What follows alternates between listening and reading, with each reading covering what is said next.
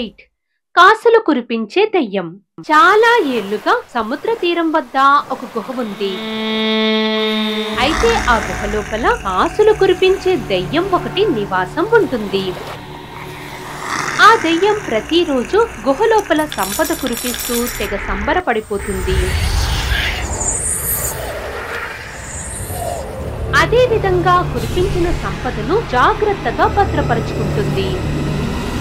అలానే ఆ దెయ్యం మెడలో ఒక అపూర్వమైన గొలుసు ఉంటుంది. అయితే ఒక పౌర్ణమి రోజు రాత్రి గుహలో నుండి దెయ్యం బయటకు వచ్చి తిరుగుతుంది. అలా దెయ్యం సముద్ర తీరం వద్ద తిరుగుతున్న సమయంలో దెయ్యం మెడలో ఉన్న గొలుసు కింద పడిపోతుంది. అయితే ఆ విషయం దెయ్యం గ్రహించదు. మరోవైపు అనుకోకుండా ఒక వ్యక్తి అటుగా నడుస్తూ వెళ్తుంటాడు. రోజు కష్టపడి పనిచేయడం లాంటిది కాకుండా ఏదైనా ఒక పెద్ద బంగారు మూట దొరికితే బాగుండు అని ఆ వ్యక్తి ముందుకు నడుస్తాడు. అదే సమయంలో కింద పడి ఉన్న గొలుసు మెరుస్తుండగా అది ఆ వ్యక్తి కంట పడుతుంది. ఇప్పుడు ఆ వ్యక్తి సంతోషపడి వెంటనే ఆ గొలుసు తీసుకుంటాడు. మరోవైపు దెయ్యం తిరిగి గుహ వద్దకు చేరుకుంటుంది. అప్పుడు దెయ్యం గుహలోకి ప్రవేశించలేకపోతుంది. నిజానికి దెయ్యం వద్ద ఉన్న సంపదలో ఏదైనా పోగొట్టుకుంటే దెయ్యం గుహలోకి ప్రవేశించలేదు. ఆ సమయంలో తన వద్ద ఉండే గొలుసు పోగొట్టుకున్నట్టు దెయ్యం గ్రహిస్తుంది. వెంటనే దెయ్యం ఆ గొలుసు కోసం వెతకడానికి బయలుదేరుతుంది. అలా గొలుసు కోసం వెతుకుతున్న దెయ్యానికి కొద్ది దూరంలో గొలుసు పట్టుకుని వెళ్తున్న వ్యక్తి కనపడతాడు. వెంటనే దెయ్యం కోపంతో అరుస్తుంది. అప్పుడు ఆ వ్యక్తి దెయ్యాన్ని చూసి భయపడిపోతాడు. ఆ తర్వాత నడి రోడ్డు మీద ఆ వ్యక్తి దెయ్యానికి భయపడి పారిపోతుంటాడు. ఆ సమయంలో వెనుక వెంబడిస్తున్న దెయ్యం చాలా కోపంగా ఉంటుంది. అప్పుడు పారిపోతున్న వ్యక్తి డాక్టర్ సూర్యప్రతాప్ ఉండే గ్రామంలోకి అడుగు పెడతాడు. అలా ఆ వ్యక్తి పరుగులు తీస్తూ చివరిగా తలుపులు తెరిచిన ఉన్న ఒక ఇంట్లోకి వెళ్తాడు. అయితే ఆ ఇంట్లో ఎవరూ ఉండరు. దాంతో ఆ వ్యక్తి ఇంటి స్టోర్ రూమ్ లోకి వెళ్లి దాక్కుంటాడు. మరోవైపు ఊర్లో దెయ్యం కోపంగా ఆ వ్యక్తి కోసం వెతికి దొరక్కపోవడంతో వాడి ప్రాణాలు తీయకుండా నేను ఈ చోటు విడిచిపెట్టి వెళ్ళను. ఏమైంది రవి, ఇంత రాత్రిపూట వచ్చారు? చూడండి డాక్టర్ గారు, ఉదయం నుండి నా భార్యకు జ్వరంగా ఉంది. ఆ విషయం చెప్పకుండా పనులు చేసి బాగా అలసిపోయింది. అదేం లేదు డాక్టర్, నాకు బానే ఉంది. ఈయనే కంగారు పడి ఇంటి తలుపులు కూడా వేయకుండా నన్ను తీసుకొచ్చారు అని పావని మాట్లాడుతుంటే సూర్య తనని చెక్ చేస్తాడు. ఆ తర్వాత తనకి ఫీవర్ ఉండడంతో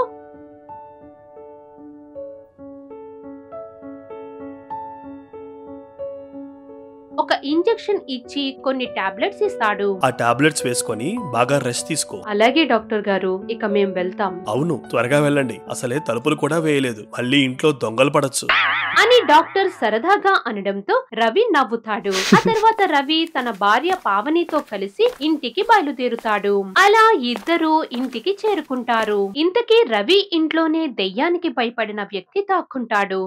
అలా వారు ఇంట్లోకి వచ్చి నిద్రపోవడానికి తమ గదిలోకి వెళ్లిపోతారు. మరోవైపు స్టోర్ రూమ్ లో ఉన్న వ్యక్తి భయంతో వణికిపోతుంటాడు.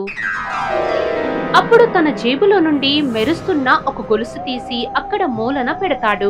ఆ తర్వాత మెల్లిగా స్టోర్ రూమ్ నుండి బయట హాల్లోకి వస్తాడు. అయితే బయట దెయ్యం ఉందని భయంతో ఆ వ్యక్తి మెల్లిగా అడుగులు వేస్తూ డోర్ తెరుస్తాడు.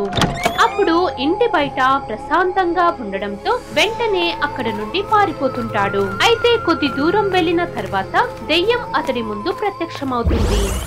ఆటలు వాడింది చాలు, చావడానికి సిద్ధమవు. దయచేసి నన్ను చంపకు, నేను దొంగలించిన ఆ గొలుసు నీకు తిరిగిచ్చేస్తా. ఇప్పుడు ఆ గొలుసు ముఖ్యం కాదు, నీ ప్రాణాలు తీయడం ముఖ్యం అని దెయ్యం కోపంగా ఆ వ్యక్తిని చంపేస్తుంది. ఆ తర్వాత దెయ్యం గొలుసు కోసం వాడి దగ్గర వెతకగా అది దొరకదు. దాంతో దెయ్యం మరింత కోపానికి గురవుతుంది. ఆ తర్వాత దెయ్యం శవాన్ని మోసుకెళ్లి పాడుబడిన బావిలో పడేస్తుంది. ఎలాగైనా ఆ గొలుసుని కనిపెట్టే తీరుతా అని దెయ్యం రవి ఇంట్లో ఉన్న గొలుసు కోసం అదే ఊర్లో ఉండాలని అనుకుంటుంది. ఇక మరుసటి రోజు రవి పనికి వెళ్లబోతుండగా పావని లంచ్ బాక్స్ తెచ్చి ఇస్తుంది. ఇప్పుడు ఎలా ఉంది పావని? జ్వరం తగ్గిందా? జ్వరం తగ్గిందండి, కాకపోతే కాస్త నీరసంగా ఉంది అంతే. సర్లే, ఏదో టైంలో డాక్టర్ గారిని వచ్చి చూడమంటాను. ఏం అవసరం లేదండి, రెస్ట్ తీసుకుంటే సరిపోతుంది అని పావని అనడంతో రవి అక్కడ నుండి పనికి బయలుదేరుతాడు. ఆ తర్వాత పావని ఇంట్లో పనులు చేసుకుంటూ ఉంటుంది. మరోవైపు రవి పొలానికి వెళ్లే సమయంలో బండి మీద వెళ్తున్న సూర్య ఎదురుపడి అతని వద్ద ఆగుతాడు. అప్పుడు రవి తన భార్యకు కాస్త నీరసంగా ఉందని అనడంతో, మరేం కంగారు పడకు రవి, సరిగ్గా తినకపోవడం వల్ల అలా నీరసంగా ఉంది. మీరు కొంచెం వెళ్లి బలానికి ఏమైనా మందులు రాసివ్వండి డాక్టర్. సరే రవి, కొన్ని అర్జెంట్ కేసులు ఉన్నాయి, అవి చూసుకొని వెళ్తాను అని సూర్య రవితో మాట్లాడి వెళ్లిపోతాడు. అలా సమయం గడుస్తూ ఉండగా గొలుసు కోసం వెతుకుతున్న దెయ్యం రవి ఇంట్లో ప్రత్యక్షమవుతుంది. దెయ్యం ఇంట్లో ఉన్నప్పుడు పావని గదిలో విశ్రాంతి తీసుకుంటుంది. చాలా ఇల్లు వెతికి చూసా, ఆ గొలుసు దొరకడం లేదు. ఎక్కడ గాని ఉందేమో చూడాలి. నిజానికి దెయ్యం నిన్న రాత్రి నుండి చాలా మంది ఇళ్లలో వారికి కనిపించకుండా గొలుసు కోసం వెతుకుతూ ఇప్పుడు రవి ఇంటికి వస్తుంది. దాంతో దెయ్యం ఇల్లు మొత్తం వెతుకుతూ ఆ తర్వాత నిద్రపోతున్న పావని గదిలోకి వెళ్తుంది. ఆ గదిలో దెయ్యం ఉన్నప్పుడు ఒక చప్పుడు వల్ల పావని సడన్ గా నిద్రలేస్తుంది. వెంటనే పావని దెయ్యాన్ని చూసిన షాక్ లో ఉండగా దెయ్యం నవ్వుతూ, నేను వేరే పని మీద వచ్చా కాబట్టి నువ్వు నా పనికి అడ్డుపడకుండా ఉంటే నీకే మంచిది. అసలు ఎవరు నువ్వు? ఎవరైనా నన్ను కాపాడండి, దెయ్యం దెయ్యం. పావని అలా దెయ్యాన్ని చూసిన భయంలో అరుస్తుండడంతో ఒక్కసారిగా దెయ్యం ఆమె శరీరంలోకి ప్రవేశిస్తుంది. ఆ సమయంలో దెయ్యానికి పావని శరీరంలో ఉండడం బాగా నచ్చుతుంది. దాంతో దెయ్యం అక్కడున్న బీరువా అద్దంలో చూసుకుంటూ, ఇలా ఉంటే ఎవరికి అనుమానం రాదు, నా పని కూడా సులువుగా అవుతుంది. అప్పుడు దెయ్యం పట్టిన పావని ఇంట్లో గొలుసు కోసం వెతుకుతుంది. సరిగ్గా ఆ సమయంలో డాక్టర్ సూర్య రవి ఇంట్లోకి వచ్చి పావనిని పిలుస్తాడు. అప్పుడు దెయ్యం దూరిన పావని డాక్టర్ వాయిస్ విని హాల్లోకి వస్తుంది. దెయ్యం అలా డాక్టర్ వైపు చూస్తుండగా సూర్య మాట్లాడుతూ, రా పావని, నువ్వు పూర్తిగా కోలుకునే వరకు రవికి నిద్ర పట్టేలా లేదు. నీకు జ్వరం ఉందో లేదో చెక్ చేస్తాను, వచ్చి కూర్చో. అప్పుడు దెయ్యం పట్టిన పావని లేనిపోని సమస్య ఎందుకని సూర్య వద్దకొచ్చి కూర్చుంటుంది. అయితే సూర్య పావని చేతిని పట్టుకుని చెక్ చేస్తుండగా పావని కళ్ళు ఎర్రగా ఉండడం సూర్య గమనిస్తాడు. ఏంటి పావని, సరిగ్గా నిద్రపోవడం లేదా? కళ్ళు ఎర్రగా ఉన్నాయి. అదేం లేదు, మీరు వెళ్తే నేను నిద్రపోతా. సరే పావని, నువ్వు కొంచెం బలమైన ఆహారం తినాలి అని సూర్య పావనితో మాట్లాడి ఇంటి నుండి బయటకు వచ్చేస్తాడు. అప్పుడు దెయ్యం పట్టిన పావని సడన్ గా సూర్య ముఖం మీదే డోర్ వేసేస్తుంది. ఆ సమయంలో సూర్యకి ఏదో అనుమానం కలుగుతుంది. ఎందుకంటే ఆమె ప్రవర్తనలో సూర్య మార్పును గమనిస్తాడు. వెంటనే సూర్య అక్కడి నుండి ఇంటికి వెళ్లిపోతాడు. ఆ తర్వాత సూర్య కొన్ని వస్తువులు తీసుకుని తన బ్యాగ్ లో పెట్టుకుని ఇంటి నుండి బయలుదేరబోతుండగా అతడి భార్య రాధ ఎదురు వచ్చి, ఏంటండి ఇప్పుడే కదా వచ్చారు, మళ్ళీ ఎక్కడికి కంగారుగా బయలుదేరుతున్నారు? రవి ఇంట్లో ఏదో దుష్టశక్తి ఉందనిపిస్తుంది రాధ. అవునా, మరిప్పుడు ఏం చేయబోతున్నారు? ముందు నేను ఆ ఇంటికి వెళ్లి విషయం తెలుసుకుంటా, నువ్వు జాగ్రత్త అని సూర్య బైక్ మీద రవి ఇంటికి బయలుదేరుతాడు. మరోవైపు రవి పొలం పని ముగించుకుని ఇంటికి వస్తాడు. అయితే రవి ఇంట్లో అడుగు పెట్టేసరికి అక్కడ హాల్లో సామాన్లు చెల్లా చెదురుగా పడి ఉంటాయి. దాంతో రవి కంగారు పడి భార్యను పిలుస్తాడు. కానీ అతనికి ఎటువంటి సమాధానం రాదు. అప్పుడు రవి ఇల్లు మొత్తం వెతికి చూస్తాడు, పావని కనబడదు. ఇంతలో రవికి స్టోర్ రూమ్ నుండి ఏవో నవ్వులు వినిపిస్తుంటాయి. ఇప్పుడు రవి కంగారుగా స్టోర్ రూమ్ వైపు పరిగెత్తుకుని వెళ్లి చూడగా అక్కడ దెయ్యం పట్టిన పావని గొలుసు పట్టుకుని నవ్వుతుంది. అయితే రవి తన భార్య వద్దకు వచ్చి, ఏంటి పావని ఇక్కడేం చేస్తున్నావు? నీకోసం ఇల్లు మొత్తం వెతుకుతున్నాను.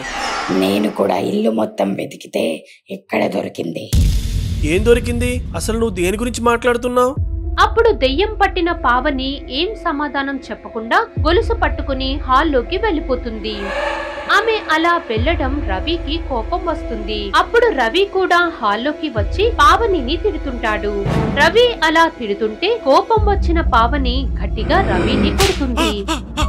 వెంటనే రవి షాక్ అయి చూస్తుంటాడు. అప్పుడు దెయ్యం పట్టిన పావని మాట్లాడుతూ, ఏంట్రా మగాడినని గర్వంతో మాట్లాడుతున్నావా? పావని ఏమైంది నీకు? ఎందుకలా మాట్లాడుతున్నావు? అసలు చేతిలో ఆ గొలుసేంటి అని రవి కంగారు పడుతూ మాట్లాడుతుంటాడు. అసలే కోపంగా ఉన్న పావని రవి వైపు అడుగులు వేస్తుంది. ఆ సమయంలో రవి పావని మొహంలో మార్పును గమనిస్తాడు. దాంతో రవిలో భయం మొదలవుతుంది. అప్పుడు దెయ్యం పట్టిన పావని రవి మెడను గట్టిగా పట్టుకుంటుంది. అప్పుడు రవి ఊపిరాడక ఇబ్బంది పడుతుంటాడు. సరిగ్గా ఆ సమయంలో సూర్య ఇంట్లోకి అడుగు పెట్టడంతో పావని రవిని విడిచిపెడుతుంది. అప్పుడు దెయ్యం పట్టిన పావని సూర్య వైపు చూసి, నువ్వేంటి మళ్ళీ వచ్చావు? ఎక్కడ నుండి పో.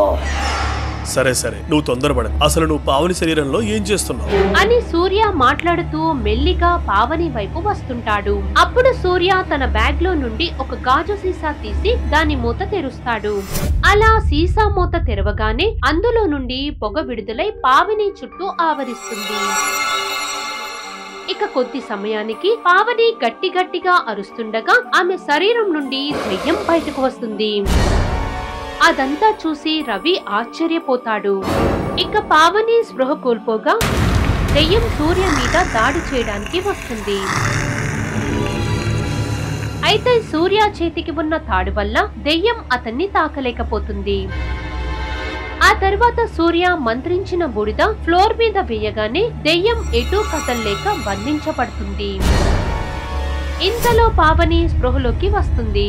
అలా వారంతా దెయ్యాన్ని చూస్తుండగా సూర్య మాట్లాడుతూ, ఇప్పుడు చెప్పు, అసలు ఎవరు నువ్వు? నీకిక్కడ ఏం పని? సూర్య అడిగిన దానికి దెయ్యం ఏం సమాధానం చెప్పకుండా నేల మీద పడి ఉన్న బంగారు గొలుసు వైపు చూస్తుంటుంది. అది గమనించిన సూర్య అక్కడున్న గొలుసుని చేతిలోకి తీసుకుంటాడు. అప్పుడు దెయ్యం గట్టిగా కోపంతో అరుస్తూ, వదిలిపెట్టు, మర్యాదగా ఆ గొలుసుని వదిలిపెట్టు. అయితే దీనికోసం ఇదంతా చేస్తున్నావా? ఇప్పుడు నువ్వు గాని నిజం చెప్పకపోతే ఆ గొలుసుని బూడిద చేసేస్తా. సూర్య ఆ మాట అనగానే దెయ్యం కాస్త కంగారు పడుతుంది. ఆ తర్వాత దెయ్యం అసలు విషయం చెబుతుంది. అది మా అమ్మ గొలుసు. నాకంటూ గుర్తుగా ఉంది ఆ గొలుసు మాత్రమే. ఆ గొలుసుని ఒక దొంగ దొంగిలించడంతో వాడిని వెతుక్కుంటూ ఈ ఊరు వచ్చా. అది ఇక్కడ దొరికింది అని దెయ్యం జరిగింది మొత్తం డాక్టర్ కి చెబుతుంది. నిజానికి దెయ్యం ఇదంతా ఆ గొలుసు కోసం చేసిందని సూర్య అర్థం చేసుకుంటాడు. అయితే దెయ్యం ఇలా ఈ లోకంలో తిరగడం ప్రమాదమని భావించి దానిని బంధించాలని అనుకుంటాడు. ఆ విషయం గ్రహించిన దెయ్యం అలా చెయ్యొద్దని అంటుంది. దానికి సూర్య, నీ వల్ల మనుషులకు ఎప్పుడైనా ఇబ్బంది, కాబట్టి నిన్ను బంధించడమే సరైన పని. నేను కేవలం గొలుసు కోసం వచ్చా. నాకు ఇది ఇచ్చేస్తే మనుషులకు దూరంగా వెళ్ళిపోతా. దెయ్యం మాటలు అర్థం చేసుకున్న సూర్య మనసు మార్చుకుంటాడు. అప్పుడు సూర్య చేతిలో ఉన్న గొలుసు దెయ్యానికి ఇస్తాడు. ఆ గొలుసు తీసుకున్న దెయ్యం చాలా సంతోషపడుతుంది. ఇక దెయ్యం తన తల్లి గొలుసుతో అక్కడ నుండి మాయమైపోతుంది. ఆ తర్వాత సమయానికి వచ్చి తమకు సాయం చేసినందుకు రవి మరియు పావని డాక్టర్ కి థ్యాంక్స్ చెబుతారు. అలా సూర్య ఈసారి దెయ్యం బాధను అర్థం చేసుకుని దాన్ని అంతం చేయకుండా విడిచిపెట్టాడు.